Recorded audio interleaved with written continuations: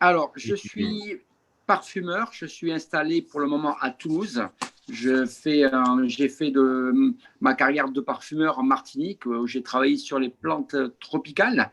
Et je suis maintenant installé en France, à Toulouse, et nous avons créé la société Parfumeur du Monde. Nous, Seulement un petit moment que j'ai fait la traducción. Bon, Thierry está instalado en Toulouse, él es perfumista, comenzó su carrera en Martinique y ha fundado una sociedad que se llama Perfumistas del Mundo. S'il vous plaît. Alors, c'est une société, c'est une marque de parfum, en fait.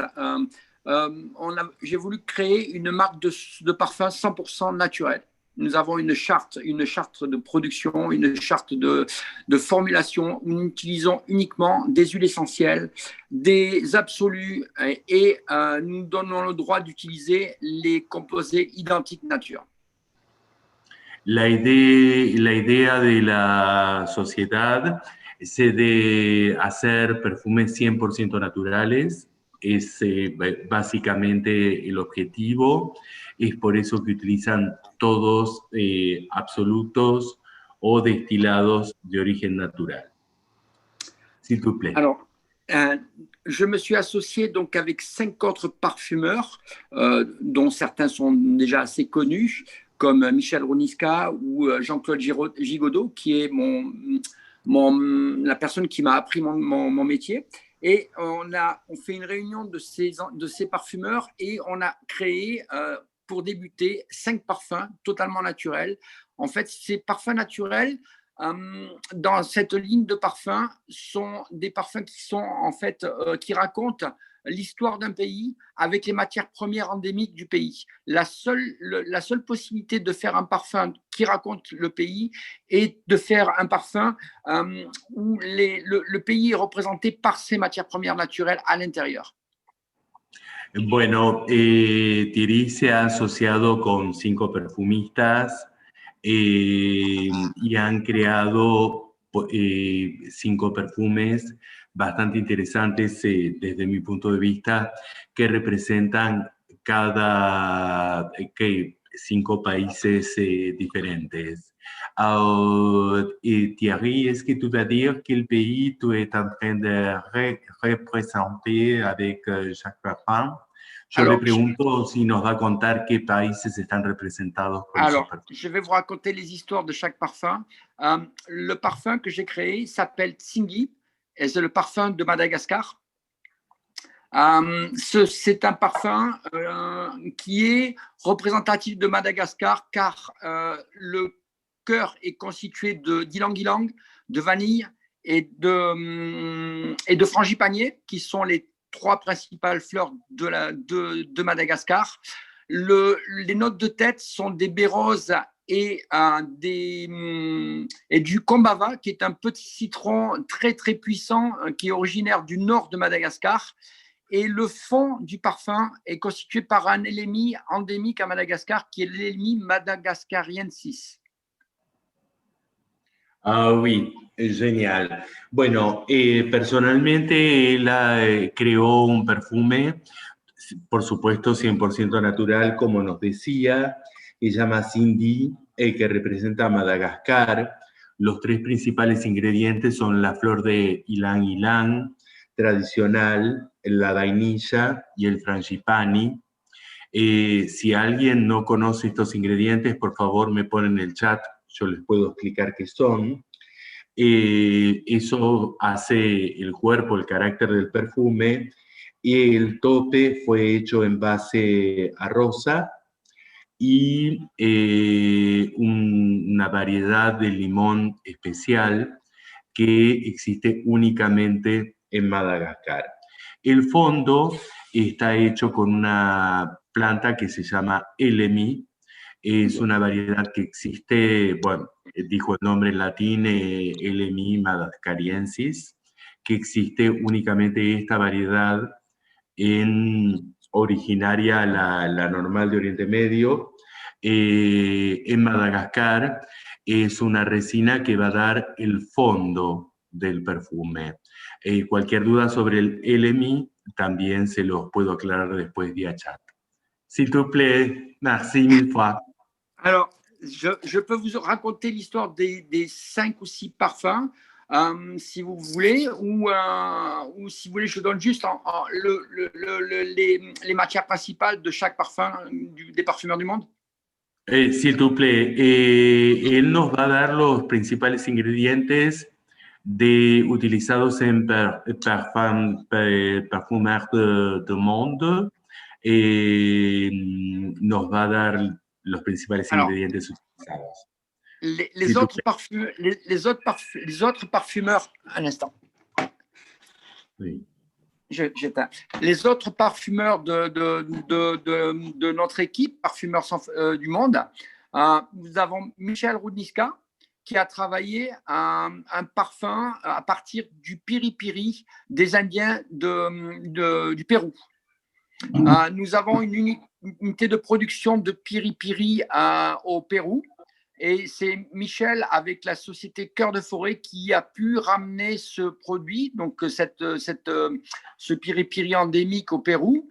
Et il a fait un parfum autour de ce piri-piri, qui est un produit, chez les chamans d'Amérique du Sud, c'est un produit très important pour la spiritualité et la rencontre des âmes sœurs. Bueno, Michel Rudnička se dedicó a un ingrediente que se llama piripiri. Para los que no lo conocen, es un ingrediente muy picante, muy punzante en la perfumería, que penetra mucho la nariz, tiene mucho carácter, mucha personalidad, y dedicado a Perú por Michel Rudnička. S'il te plaît. Nous avons le parfum de Jean-Claude Gigodeau qui s'appelle Tunza, est un parfum qui a été fait à partir de 2 roses bulgares. Donc le pays, c'est la Bulgarie, et c'est Tunza, c'est un fleuve qui traverse cette vallée des roses. En fait, c'est une rose qui est très belle, très moderne, et il a mêlé cette rose de Bulgarie à des notes de lavande assez aromatiques, assez bleues, et ça a donné une rose qui est très naturelle et très, très belle. Bueno, Jean-Paul Gigoton. Oh, difícil, ¿no?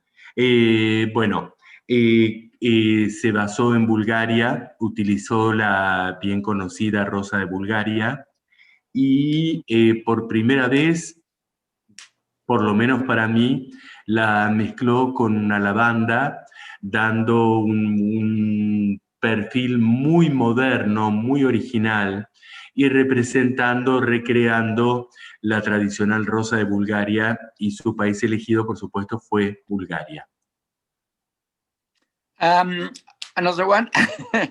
Isabelle Oui. Gélé, Isabelle Gélé, la 4e personne qui donne des cours de parfumerie naturelle avec moi, a fait un Kashi, qui est la lumière de l'Inde, à partir de lotus bleu d'Inde et de patchouli. Et de patchouli. Parfait.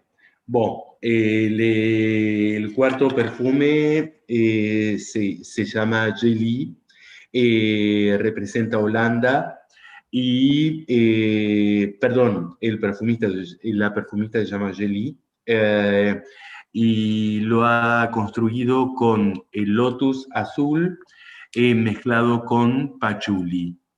Muero de ganas por olerlo, definitivamente. Definitivamente. No, he olido el Lotus Blue azul, pero nunca mezclado con patchouli. Súper interesante.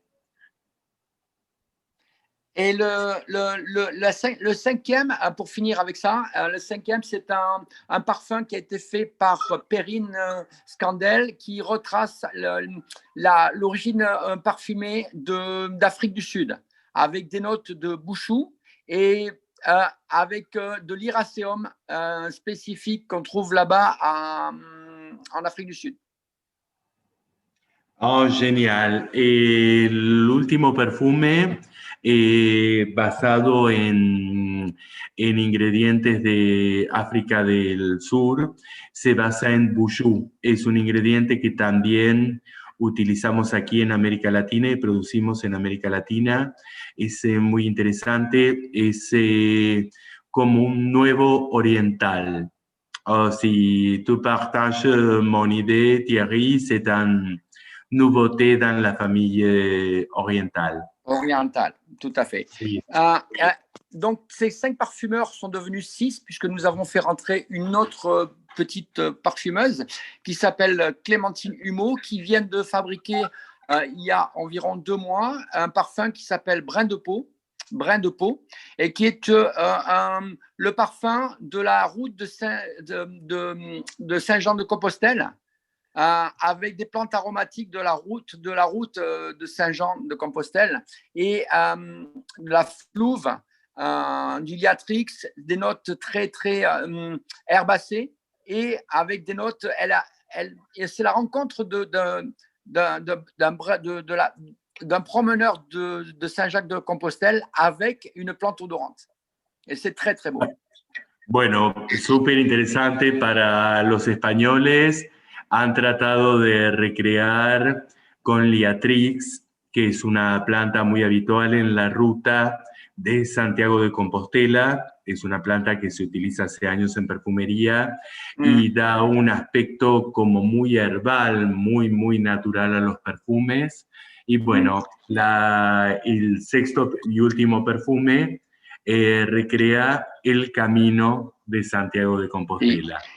Et juste avant ça, j'ai fait un autre parfum qui s'appelle Ujan, qui est le parfum de Bornéo, qui est à la recherche d'une matière première qu'on trouvait donc à Bornéo, et qui s'appelle, c'est un oud blanc qu'on appelle Aetoxylon.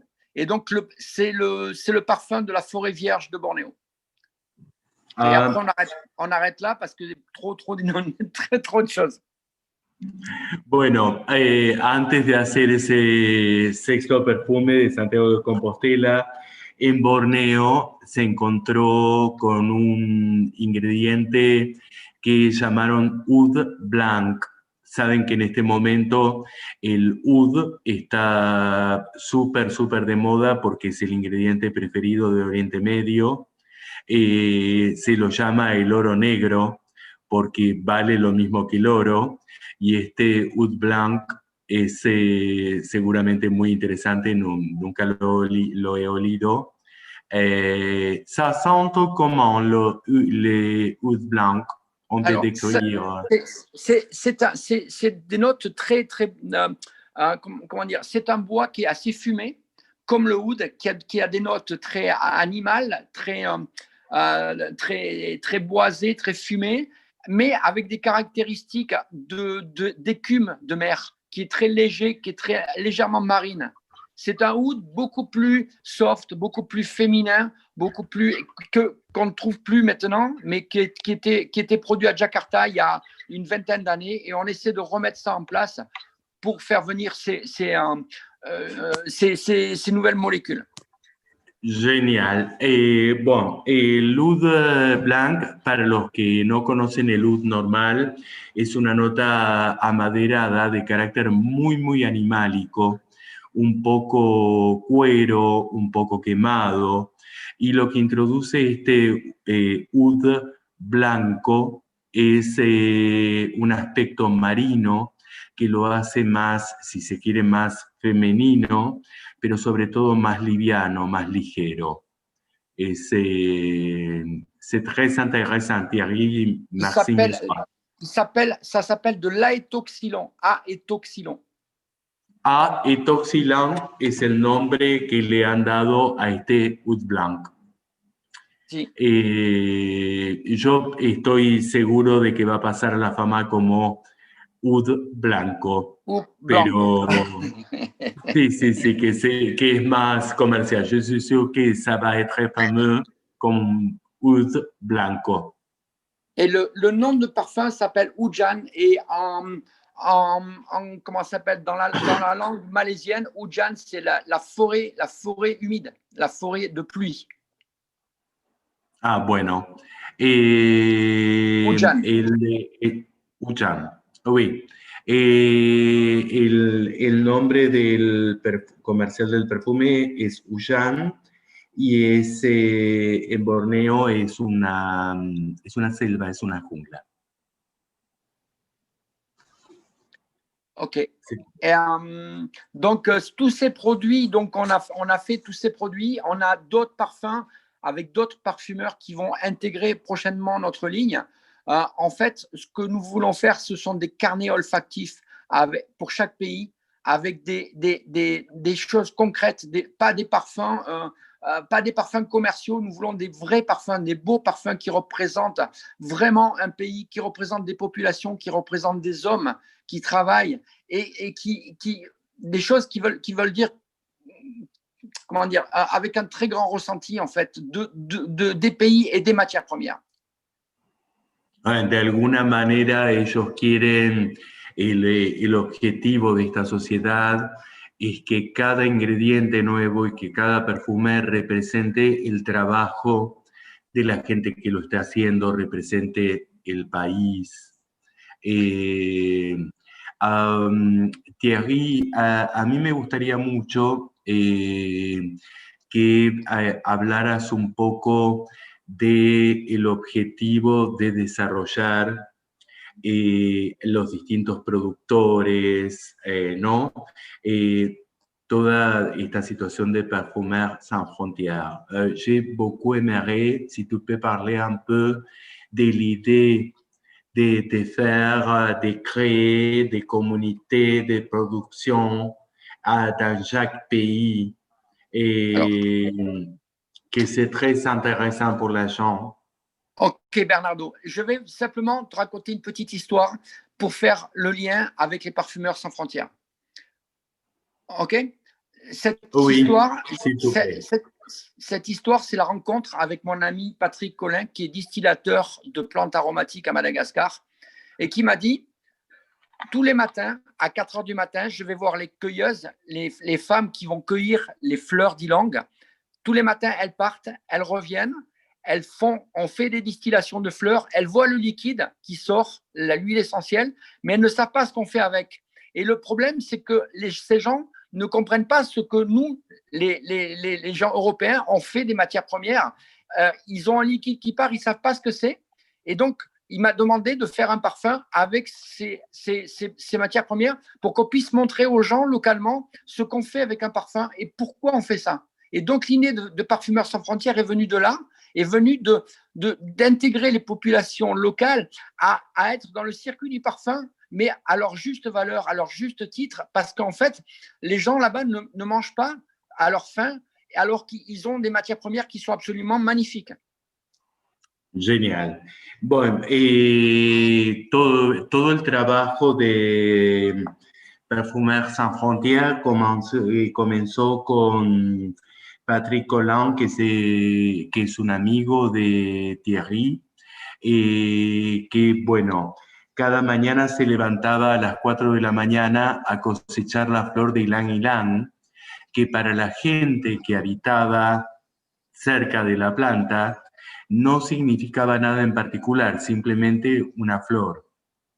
Entonces, bueno, él destilaba, producía sus perfumes, sus óleos, sus aceites esenciales con este producto, y con Thierry se dieron cuenta de que era gente que pasaba hambre, que tenía dificultades para comer, que eran comunidades muy, muy pobres y que tenían un producto valiosísimo que podían conocer. Entonces empezaron a mostrar a los pobladores los aceites esenciales listos para ser utilizados en perfumería.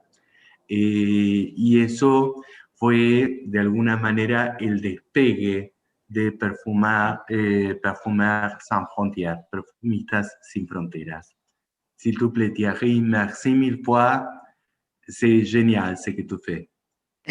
Alors, donc, l'histoire, je continue. En fait, on a créé Parfumeurs sans frontières pour pouvoir faire que les gens puissent produire en fait des matières premières localement, les faire entièrement, c'est-à-dire faire des matières à haute valeur ajoutée, pour pas que en fait le bénéfice soit fait par des gens derrière eux, en fait, mais qui puissent avoir un profit avec ces matières premières. Donc, j'ai proposé aux gens là-bas de travailler sur la vanille, puisqu'on a une vanille endémique à Nosy-Combat. Et cette vanille, elle est achetée par les Chinois à des prix très, très bas. Et donc, j'ai proposé aux gens là-bas de leur apprendre à faire de l'absolu de vanille et de la faire de manière à pouvoir vendre un produit qui sera beaucoup plus cher et qui pourra très bien nourrir toute la communauté de l'île. Genial. Bon, nos cuenta un caso muy interesante que es el caso de la vainilla. La comunidad vendía básicamente a China el producto, o podríamos decir, sin procesar, en crudo. Entonces era muy, muy barato, sin ningún tipo de valor agregado. Entonces Thierry y su equipo encontró que enseñándoles a procesar esa vainilla podían vender un producto de mucho más valor agregado que daba simplemente simple y tan importante de comer a toda la comunidad, ¿no? Sí. S'il te plaît, Thierry. Donc, pour mettre ce projet en place, nous avons fait plusieurs choses. Nous sommes en train de construire une boutique solidaire qui va être gérée par une association. Donc, la boutique servira à faire réunir tous les gens, les producteurs de vanille et les producteurs de plantes aromatiques, et de pouvoir les faire avoir un lieu pour se retrouver, pour pouvoir travailler. La deuxième étape est d'acheter un alambic. Donc, on est en train d'acheter un alambic qu'on va mettre en la montagne avec les points d'eau et de fédérer les petits agriculteurs pour qu'ils puissent nous apporter leur petite production pour faire des huiles essentielles. Et la troisième étape, on a acheté cette année une grosse production de vanille et j'ai un procédé que j'ai mis en place avec mon ami Stéphane Picard, qui est un procédé d'extraction de vanille verte. On va absolument pouvoir faire de la vanille à partir de gousses qui sont vertes. Donc, ça évitera que la vanille soit volée par des voleurs pendant qu'elle est sur les plantes. Donc, on récupère la vanille verte et on va faire une absolue à partir de cette vanille-là. Et je vous expliquerai après quel est le process pour faire de l'absolu à partir de ça. Oh, oui, genial. Bueno, en este momento está trabajando en tres etapas bastante interesantes, Thierry. La primera es crear una boutique solidaria de alguna manera para que se visualice este trabajo y la gente que precise comprar, bueno, se puedan encontrar con estas materias primas. Eso aprovechamos, recuerden que es una actividad totalmente solidaria, aprovechamos a todos los que necesiten estos ingredientes seguir un poco a Thierry. La segunda etapa va a comprar un alambique para instalar también ahí y hacer la producción un poco en el mismo lugar. Y la tercera, que por lo menos para mí, como químico perfumista, es la más interesante, es el primer trabajo que se va a hacer sobre la vainilla verde, directamente verde. Est-ce que tu veux raconter qu'est-ce que tu vas faire avec la vanille verte? Alors, la vanille verte, on a un brevet de fabrication qui consiste à faire avec de la vanille verte. En fait, on fait de l'absolu de vanille verte par un procédé qui s'appelle un cracking thermique. On met la vanille verte au congélateur on la coupe en petits morceaux, on la met au congélateur et ça permet de pouvoir la travailler quand on veut, puisqu'elle est congelée, elle ne se perd pas et on peut faire ça, on n'a plus de saison pour travailler, on peut travailler toute l'année. À partir de là, cette vanille-là, une fois qu'on a décidé de la travailler, on va la mettre sous UV et au soleil pour déclencher le procédé de maturation de la vanilline. Donc, il faut savoir que la vanilline se développe quand on met la vanille au soleil et ça se fait sur 3-4 mois. Avec ce procédé, on a en 2 jours les mêmes résultats avec un taux de vanilline qui est encore plus supérieur. Et donc, une fois que le produit est mis au soleil et le déclenchement de la création de vanilline est commencé, au bout de 2 jours, on peut mettre des gousses de vanille dans l'alcool et commencer l'étape de l'absolu. Genial. Bueno, el método es bastante novedoso para hacer un absoluto. Todos saben que el absoluto es un producto de doble extracción, primero con hexano, después con alcohol. En particular, este absoluto que Thierry llama absoluto de cracking, es la vaina de vainilla verde, es congelada, es mantenida en frío, en una especie de freezer, es simplemente enfriada para conservarla, se puede guardar de un año al otro. Luego, el proceso de maduración natural de la vaina de vainilla es de más o menos 3 o 4 meses al sol, pero bueno, él lo coloca aproximadamente 1 o 2 días para ya obtener la maduración y luego hacer la extracción. Es un proceso muy, muy novedoso. Et ça sent comment? Alors, ça sent comme la vanille, c'est presque la même. On est en train de faire analyser les différentes vanilles parce qu'on a l'université de Sofia Antipolis, le professeur Fernandez qui nous suit, nos travaux. On fait des analyses pour savoir les différences olfactives, mais on sait déjà que la vanille est très belle, elle est endémique, donc elle a des petites notes qui sont différentes de la vanille, des autres vanilles. Donc pour les parfumeurs, ça sera une vanille qui aura plus de caractère et plus peut-être un peu plus boisée que la vanille habituelle de Madagascar. Perfecto, merci mil fois. Esta fue una pregunta mía por curiosidad, ¿a qué huele esta vainilla verde tan especial? Y bueno, por un lado están haciendo la parte analítica, la parte química, y por otro lado Thierry nos ayuda con la descripción olfativa, piensa que va a ser una vainilla que aporte a los perfumistas un carácter diferente, sobre todo por su parte amaderada. Es esa la variedad. Merci mille fois, Alice. Je voulais préciser que pour faire que cette vanille soit mieux vendue et soit respectueuse de l'endroit où elle est produite, on a décidé de changer l'alcool par du rhum pour pouvoir lui donner une note encore plus madère, beaucoup plus tropicale, beaucoup plus produit des îles, et qu'on aura une vanille qui sera unique au monde.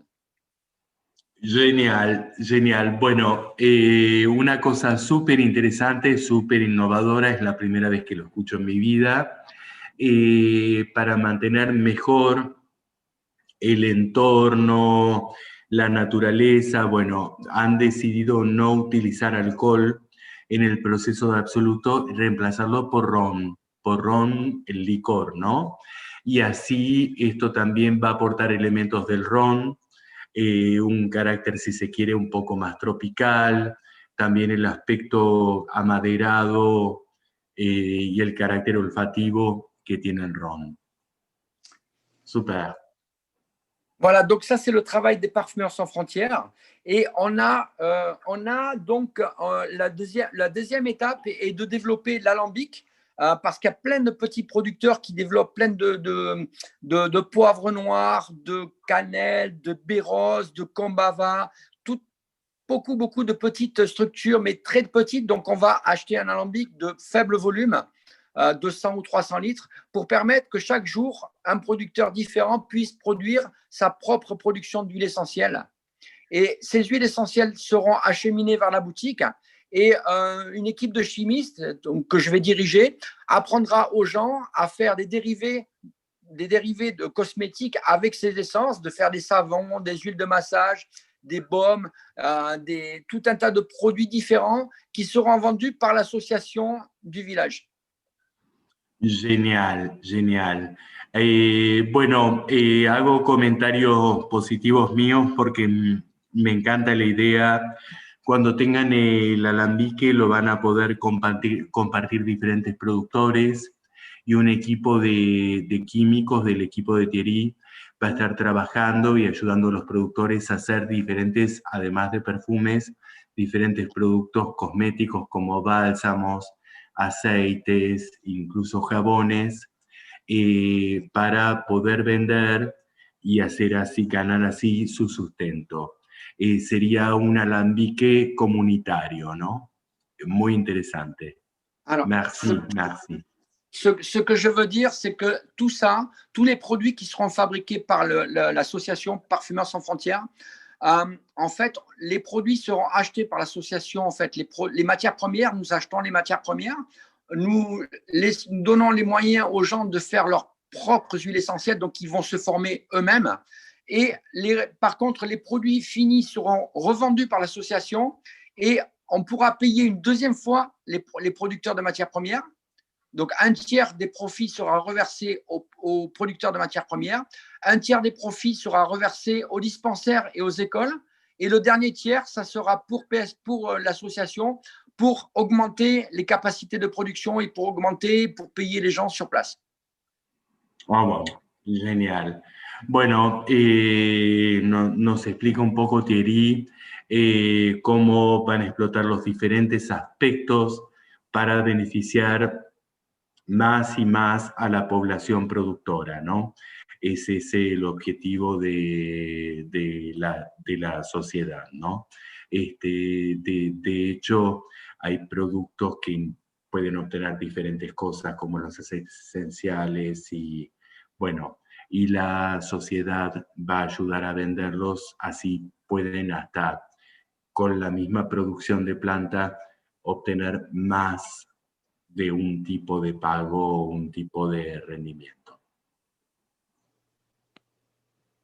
Voilà, donc c'est un système qu'on a voulu, en fait, on veut essayer, c'est un système pilote que je veux mettre en place sur une population, voir comment ça peut fonctionner, c'est-à-dire apprendre aux gens à faire leurs propres matières premières, les rendre autonomes complètement. Ça leur permettra aussi de déléguer les cultures ancestrales et les techniques ancestrales, les mettre au goût du jour parce qu'on va les aider à ces techniques ancestrales, il ne faut pas qu'elles se perdent, mais il faut que nous, on les arrange pour qu'elles soient plus compétitives et que la transmission entre père et fils dans ces pays-là puisse être faite correctement et de manière éthique et de manière traçable.